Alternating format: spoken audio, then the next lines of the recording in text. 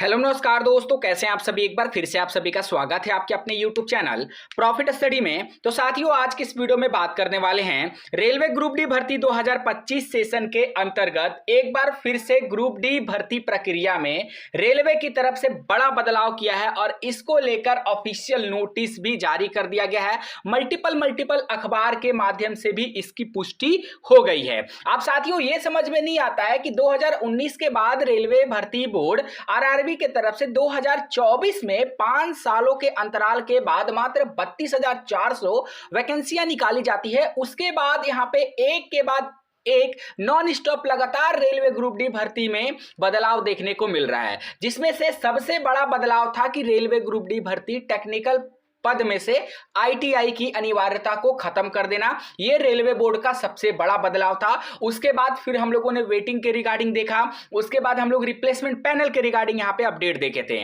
बाकी साथियों, जो अभी अपडेट आ रहा उसके बारे में आप लोगों को वीडियो के आगे संपूर्ण जानकारी दिया जाएगा कि फिर से मिनिस्ट्री ऑफ रेलवे का यहां पे क्या बदलाव है, रेलवे बोर्ड चाहती क्या है कि एक के बाद एक नॉन स्टॉप यहां पे लगातार जो है बदलाव किया जा रहा है। तो चलिए वीडियो की शुरुआत करते हैं। इससे पहले जितने कैंडिडेट चैनल पे फर्स्ट टाइम आए, सब्सक्राइब नहीं किए, फटाफट करके सब्सक्राइब कर दीजिएगा रेलवे संबंधी पल पल की अपडेट के लिए। इसके साथ साथ डिस्क्रिप्शन में आपको टेलीग्राम ग्रुप, व्हाट्सएप ग्रुप का लिंक मिलेगा, जरूर से ज्वाइन कर लीजिएगा।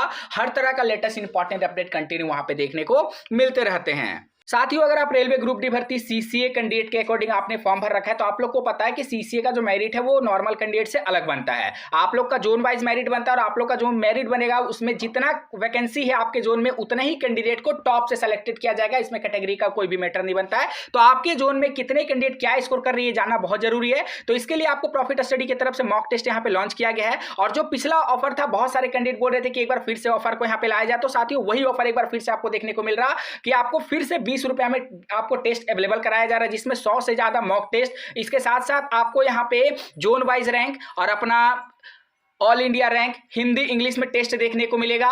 फुल सॉल्यूशन मिलेगा, आंसर की इसमें दिया जाएगा। तो इसके लिए आपको जब एप्लीकेशन को डाउनलोड कर लीजिएगा, तो एप्लीकेशन को डाउनलोड करने के बाद यहाँ पे ऑल कोर्सेज पे जाइएगा। ऑल कोर्सेज पे जाने के बाद जिस भी जोन से आप फॉर्म भरे हैं, मुंबई, अहमदाबाद, गुवाहाटी, प्रयागराज, कोलकाता, सिकंदराबाद, जबलपुर, अजमेर, गोरखपुर, बिलासपुर, पटना, जबलपुर, उसके बाद आपका रांची, भुवनेश्वर, हुबली, चेन्नई, चंडीगढ़, जिस भी जोन से फॉर्म भरे हैं आप उस जोन में कलेक्ट करने के बाद, क्लिक करने के बाद आप बाय नाउ अप्लाई ऑप्शन पे जाइएगा और यहाँ पे आप एक कूपन कोड लगा दीजिएगा। क्या कूपन कोड लगाना है? तो CCA20 आप कूपन कोड लगा लीजिएगा। देखिए यहाँ पे आपका कूपन कोड का एक ऑप्शन आ रहा। कूपन कोड में जाने के बाद आप यहाँ पे एक CCA20 कूपन कोड लगा लीजिएगा। तो आपका 99 वाला जो मॉक टेस्ट है सिर्फ और सिर्फ 20 रुपए में हो जाएगा। और साथियों, इतना सस्ता आपको ऑल ओवर इंडिया में कहीं नहीं मिलेगा। और सबसे बड़ी बात है कि सबसे ज्यादा CCA जो है यहीं पे मॉक टेस्ट लगा रहा है और CCA का सबसे लोकप्रिय प्लेटफॉर्म प्रॉफिट स्टडी एप्लीकेशन है। डिस्क्रिप्शन में लिंक मिलेगा, डाउनलोड कर लीजिएगा। उसके बाद जब आप यहाँ पे देखिएगा, टेस्ट लगाने के बाद जब यहाँ पे आइएगा तो यहाँ पे आपको प्रीवियस ईयर पेपर भी मिल जाएगा और लेटेस्ट पैटर्न के आधार पे भी जो आ रहा है उसके अकॉर्डिंग भी आपको यहाँ पे पेपर देखने को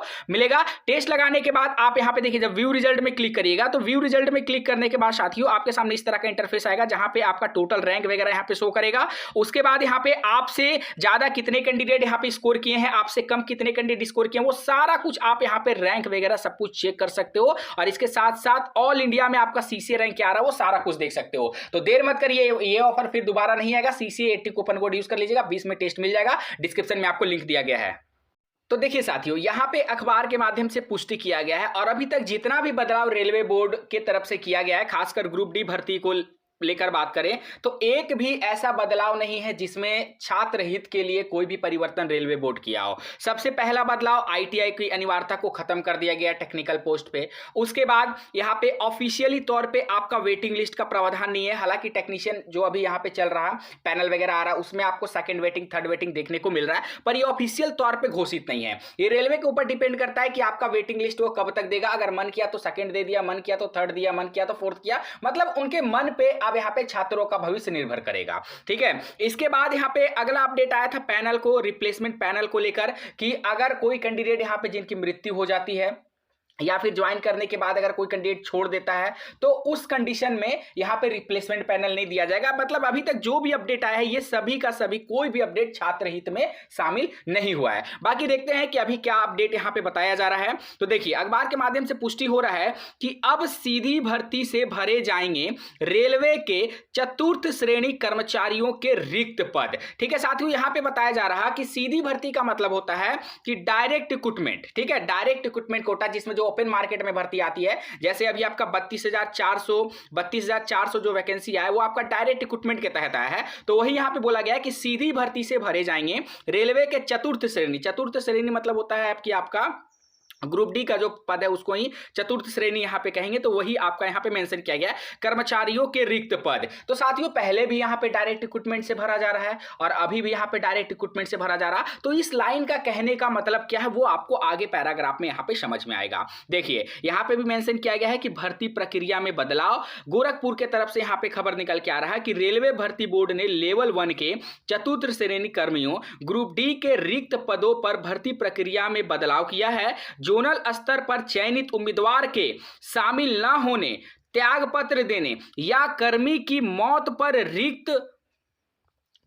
मौत पर उसके बाद यहां पे बताया जा रहा है कि रिक्त हुए उस पद पर कोई पैनल जारी नहीं होगा। रेलवे के केंद्रीय स्तर पर लेवल 1 के रिक्त पदों पर होने वाली सीधी भर्ती के अंतर्गत चयनित कर्मियों को ही इन पदों पर नियुक्ति की जाएगी, यानी चतुर्थ श्रेणी कर्मियों के रिक्त पद पर सीधी भर्ती से ही भरे जाएंगे। साथियों आगे मेंशन किया गया है यहां पे कि रेलवे बोर्ड के निर्देशक यूके तिवारी। साथियों अगर सही में देखा जाए ना तो यूके तिवारी जी जब से आए हैं तब से साथियों यहां पे छात्रों का कोई भी भला आज तक नहीं कर पाए। यूके तिवारी के ही कहने पे रेलवे बोर्ड ने आईटीआई को हटा दिया, उनके ही कहने पे वेटिंग का प्रावधान को खत्म कर दिया गया, उनके ही कहने पे रिप्लेसमेंट पैनल को यहां पे खत्म कर दिया गया। तो आखिर ये समझ में नहीं आता है कि यूके तिवारी जी जो हैं रेलवे बोर्ड के निर्देशक हैं, तो उनको छात्र हित के बारे में भी सोचना चाहिए। जो रेलवे में अभी भयावह स्थिति बनी हुई है कर्मचारियों को लेकर। साथियों आप कोई भी यहां पे वर्कशॉप में चल जाइए, डिवीजन डिपार्टमेंट प्रोडक्शन यूनिट में चल जाइए, इतना ज्यादा कर्मचारियों पर लोड है ना कि जो परमानेंट इंप्लॉई है, चाहे वो ग्रुप डी में हो, टेक्नीशियन में हो, जेई में हो, एसएससी हो, एएलपी हो, सभी परेशान है वर्कलोड को लेकर। इतना ज्यादा यहां पे कर्मचारियों का शोषण किया जा रहा। तो यहां पे वैकेंसी बढ़ने पर यहां पे रेलवे बोर्ड के निर्देशक को ध्यान देना चाहिए, ना कि इस तरह का कानून कायदा नियम बनाकर छात्रों को परेशान, उनकी जीवन के साथ खेलने का काम किया जाना चाहिए। और पूरा का पूरा जो यहां पे अगर बात करें तो इन सारी चीजों के ऊपर यहां पे रेलवे बोर्ड निर्देशक को ध्यान देना चाहिए, ताकि ज्यादा से ज्यादा यहां पे रेलवे बोर्ड में भर्ती हो सके और ज्यादा से ज्यादा कर्मचारियों की कमियों को दूर किया जा सके। क्योंकि साथियों जब तक कोई भी डिपार्टमेंट में जब तक यहां पे कर्मचारी ही सही सुचारू रूप से नहीं होंगे तो कार्य फिर किस प्रकार का होगा। सभी कर्मचारी अभी मानसिक तनाव से गुजर रहे हैं, चाहे वो कोई भी पोस्ट पे हो। आगे देखिए यहां पे क्या बताया जा रहा है कि आपका सभी जोन व उत्पादक इकाइयों के महाप्रबंधक को पत्र लिखकर इस संबंध में जरूरी निर्देश दिए गए हैं। उन्होंने बताया कि रेलवे बोर्ड ने 15 मार्च 2022 को जोनल रेलवे को सलाह दी थी कि तय अवधि के भीतर उम्मीदवार के शामिल न होने, त्याग पत्र देने, मृत्यु के कारण किसी भी कमी की स्थिति में जरूरता व रिक्तियों की उपलब्धता के अनुसार लेवल 1 भर्ती के लिए रेलवे भर्ती प्रकोष्ठ आरआरसी से प्रतिस्थापन सूची मांग लिया करें। रेलवे बोर्ड अपने इस निर्णय की समीक्षा के बाद पाया कि इस व्यवस्था में बदलाव की जरूरत है। अब देखिए जब यहाँ पे रिप्लेसमेंट पैनल ये लोग ला रहे थे, वेटिंग ला रहे थे, तो इनसे भला कैंडिडेट का नहीं हो पा रहा था, ऐसा कहना है रेलवे बोर्ड का। इसीलिए इसमें यहाँ पे बदलाव किया जा रहा है और रेलवे के निर्देशक जो यूके तिवारी हैं इनको नहीं लग रहा था कि इससे छात्रों का भला हो पा रहा है। इसके बाद इस तरह का गतिविधि यहाँ पे अंजाम दिया जा रहा है। समीक्षा रिपोर्ट के बाद 23 मई 2025 को पत्र जारी में निर्देशक ने बताया कि अब सीधी भर्ती में चयनित उम्मीदवारों के शामिल ना होने, त्याग पत्र देने या मृत्यु पर कोई प्रतिस्थापन पैनल नहीं दिया जाना चाहिए, क्योंकि लेवल 1 में वार्षिक भर्ती की जानी है। अब मैं रेलवे बोर्ड से एक सिंपल सा सवाल पूछता हूं कि जो यहां पे लिखा गया है कि लेवल 1 में वार्षिक भर्ती की जाती है, अब ये रेलवे बोर्ड बताए कि क्या 2024 से पहले उन्होंने कोई भी रेलवे लेवल 1 में वार्षिक भर्ती किया है? 2018 में वैकेंसी आया, उसके बाद 2019 में आया, फिर आपका 20 गायब हो गया, 21 गायब हो गया, 22 गायब हो गया, 23 गायब हो गया, उसके बाद 24 में आया, वो भी 24 वाली भर्ती को इन्होंने 2025 में दिया, तो एक साल का गैप तो यहीं पे हो गया। तो कहां पे वार्षिक भर्ती हो रहा जो रेलवे बोर्ड इस तरह की मूर्ख बनाने का काम कर रहा है कैंडिडेट को, कि यहां पे बताया जा रहा है कि वार्षिक भर्ती कर रहे हैं। जब आप एक्चुअल में एनुअल कैलेंडर को फॉलो करते तो आप ये सिस्टम लागू करते तो बहुत अच्छी बात है। अभी यहां पे बात करें कि एक एएलपी भर्ती कंप्लीट नहीं हुआ, दूसरा एएलपी भर्ती का नोटिफिकेशन आ रहा है। आप सोचिए साथियों कि जो कैंडिडेट एएलपी सीबीटी 2 में एग्जाम में बैठे होंगे वो लोग भी एएलपी सेम एएलपी का फॉर्म भरेंगे। तो बस अब इस रिक्रूटमेंट प्रोसेस को एक बिजनेस के मॉडल पे रेलवे बोर्ड ट्रीट कर रही है, छात्रों से बस वसूली करने का कार्य है जो यहां पे किया जा रहा है। सेम उसी प्रकार जब यहां पे अभी तक एनटीपीसी ग्रेजुएट लेवल का एग्जाम यहां पे समाप्त हुआ, अभी अंडर ग्रेजुएट का भी कोई सूचना नहीं है, उसके बाद फिर आपका ग्रुप डी का होगा, तो फिर से ग्रुप डी का जो कैलेंडर के अकॉर्डिंग बात करेंगे तो आपका दिसंबर तक नया वैकेंसी देखने को मिल जाएगा। तो जब पहला ही वैकेंसी यहां पे कंप्लीट नहीं होगा तो फिर नया वैकेंसी आकर क्या करेंगे? 2024 वाली वैकेंसी में भी 1 करोड़ 8 लाख लोग फॉर्म भरें, 2025 में भी वैकेंसी आएगा तो सेम यही 1 करोड़ 8 लाख फिर 2025 में भी फॉर्म भरेंगे और फिर यही 500 रुपए 250 रुपए इनसे भी वसूला जाएगा। तो ये पूरा सिस्टम क्या चल रहा समझ नहीं आ रहा। ये लोग तो बोल रहे कि हम एनुअल भर्ती करा रहे हैं, पर एनुअल भर्ती के नाम पे यहां पे सिर्फ पैसों की उगाही की जा रही है, बिजनेस किया जा रहा और यहां पे कुछ नहीं हो रहा। बाकी जो भर्ती का सही प्रोसेस था, वेटिंग था और रिप्लेसमेंट पैनल था, उनको तो इन लोगों ने पहले समाप्त कर दिया। अगर ये वाकई में चाहते हैं कि छात्र ज्यादा से ज्यादा रेलवे में भर्ती हो, हम ज्यादा से ज्यादा कैंडिडेट को रोजगार दे सके, नौकरी दे सके, तो इनको वेटिंग और रिप्लेसमेंट पैनल का जो सिस्टम है अभी भी यहां पे लागू करके रखना चाहिए। बाकी देखते हैं साथियों रेलवे बोर्ड क्या करता है और यहां पे आगे बढ़ते हैं। तो ऐसे में केंद्रीय स्तर पर लेवल 1 की रिक्त पदों पर भी सीधी भर्ती के अंतर्गत तैनाती सुनिश्चित की जाएगी। दरअसल कई योग्य उम्मीदवार, जैसे यहां पे बताया जा रहा है कि आपका ट्रैक मेंटेनर, कीमैन, पॉइंट्समैन, खलासी व चपरासी आदि ग्रुप डी के पदों पर भर्ती तो हो जाते हैं, परंतु दूसरी नौकरी या कोई अन्य विकल्प मिलने पर वह नौकरी छोड़ देते हैं। तो इसीलिए तो भैया आपको बोला गया था कि आईटीआई को लागू रहने दीजिए। अगर आप आईटीआई को लागू रहने देते टेक्निकल पोस्ट पे तो आने वाले टाइम में ऐसा होता ही नहीं, ना कोई डिप्लोमा वाला भर पाता, ना कोई यहाँ पे बीटेक वाला भर पाता, ना कोई डिग्री वाला भर पाता। जो जेन्युइन कैंडिडेट थे, जिनको रोजगार की जरूरत थी रेलवे ग्रुप डी में टेक्निकल पोस्ट पे, वही कैंडिडेट भर पाते। पर यूके तिवारी जी आए, नोटिस जारी कर दिए कि भैया आईटीआई को हम हटा रहे हैं। क्यों हटा रहे हैं? ताकि अगर इसको रखेंगे तो भाई देश में बवाल हो जाएगा, फिर से यहाँ पे दंगा फसाद हो जाएगा। मतलब यहाँ पे वैकेंसी को भी पॉलिटिक्स के माध्यम से जोड़ने का रेलवे बोर्ड प्रयास कर रहा है। आगे देखिए साथियों यहां पे क्या बताया जा रहा है। नौकरी की तलाश में बीटेक उम्मीदवार भी ट्रैक मेंटेनर बन जाते हैं। क्यों बनते हैं? आप उनको मौका दे रहे हैं तो ना। अगर इन सभी पोस्ट पे अगर आईटीआई लागू हो जाएगा तो बीटेक वाले नहीं भरेंगे और बीटेक वाले भी एक अच्छी जॉब पे पहुंचेंगे और आप रेलवे बोर्ड को भी परेशानी होगा। तो ये सारा कंडीशन रेलवे बोर्ड खुद कैंडिडेट के सामने रख देता है कि आप भी फॉर्म भरो ताकि हमें भी बिजनेस का मौका मिल सके।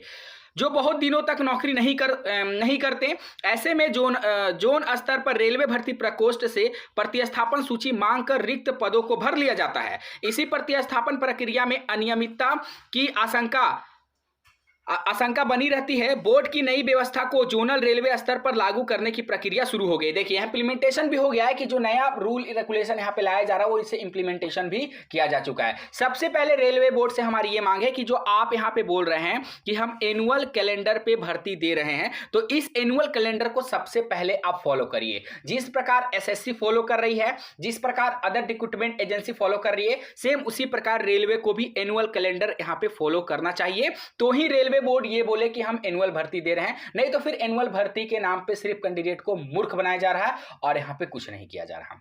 जब एक एएलपी भर्ती आप कंप्लीट नहीं किए तो दूसरा एएलपी भर्ती निकालने का कोई मतलब ही नहीं बनता है। सीधा सीधा ये है कि जितने फॉर्म इसमें पड़े थे उतना ही कैंडिडेट फिर यहां पे भी फॉर्म भरेंगे, तो क्या मतलब बनेगा इसका? तो ये सारी गतिविधियों का अंजाम दिया जा रहा। और हमारी यूके तिवारी जी से खास अनुरोध है कि एक बार आप सीसीए के बारे में भी सोचिए, एक बार आईटीआई कैंडिडेट के बारे में सोचिए। उन्होंने आपके ही कहने पे आईटीआई का सर्टिफिकेट लिया, अप्रेंटिसशिप किया, ताकि हमारा रेलवे बोर्ड से कुछ भला हो सके। तो मैं अनुरोध करूंगा आप लोग आपसे विनम्रता पूर्वक, ताकि इन सभी बातों को आप ध्यान में रखते हुए जो भी डिसीजन ले, आपका जो फैसला है वो सर्वोपरि मान्य रहेगा। पर एक बार छात्र हित को सोचते हुए रेलवे बोर्ड अगर डिसीजन लेगा तो वो सबके लिए बहुत ही अच्छी होगा। बाकी आप लोग अपना राय कमेंट सेक्शन में मेंशन करके जरूर बताइएगा। आज के लिए इतना ही, फिर से मिलेंगे आपसे नई भर्ती नई जानकारी के साथ। तब तक के लिए जय हिंद, जय भारत।